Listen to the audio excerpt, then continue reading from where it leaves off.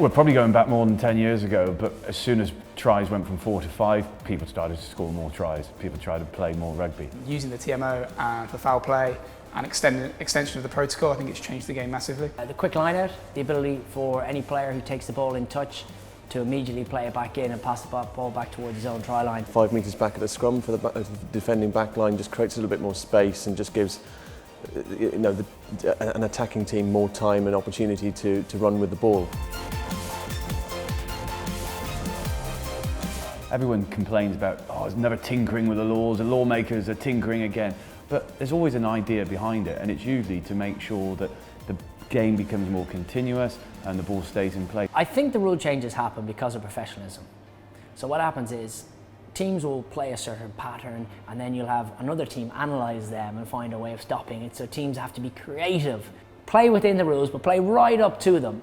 And then I think we see it on telly and we say, well, that looks good for our game or bad for our game, and then committees decide what would be good or right for a game, and then we go out and try and implement that. And they can be trialled, and it's great between World Cups. We have these trial periods, and we keep the good, and the others we can move on from.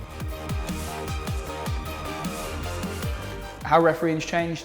It's changed massively. From 10 years ago when you didn't have the TMO, you could get away with certain things on the field. You could say pretty much what you wanted to because you weren't wearing a microphone. Whereas now you're wearing a ref cam, a microphone, the camera's on you at certain points. There's big screens in the ground, so you know when people are talking about the referee. And I think that's quite a change for how we perform. But when I first started, it was really just reviewing the game on a Monday. You were left to your own devices for the week to train and prepare. Now we have much more of a cohesive unit. We've now got 9 professional referees, and we're in every single Monday, Tuesday after Premiership rounds, and then in between European rounds as well sometimes. So just that on its own has changed it. I think we've had our psychologists involved for the last 2 or 3 years. I think it's really important. These guys are in an environment where there's here 80,000 people.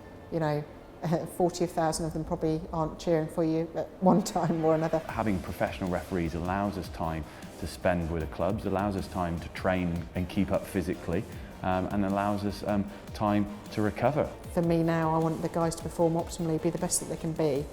And for me, they're athletes now. We're fitness tested every quarter.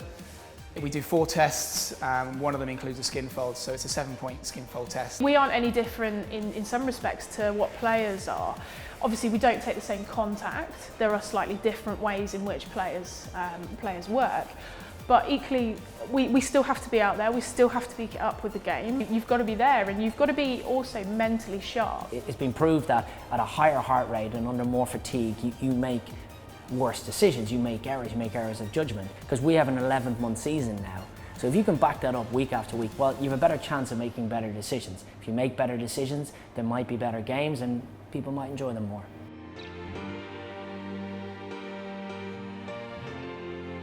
What we have now is we have to have a protocol in the way in which we make the decision, the way in which we can explain it to the wider audience. How we arrive at the decision or how we haven't arrived at a decision can be more important also.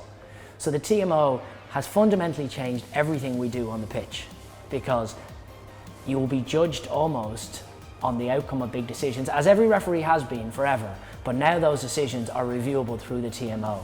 And there are things that the human eye sometimes don't pick up in lifetime, and it's an opportunity for us to make sure that we can be as accurate as possible on field in lifetime. It's one of these things which will always evolve, and we need to keep working on as a group to make sure that it's working for everybody, be that the clubs, the stakeholders, the supporters, TV, whoever that might be. So you go back 10 years ago, there was still an opportunity of the referee getting it wrong. Now, of course, we still get it wrong because we don't get the right camera angle, the TMO, and the referee's communication doesn't work and you get the wrong decision. But the big match-changing decisions now should be right.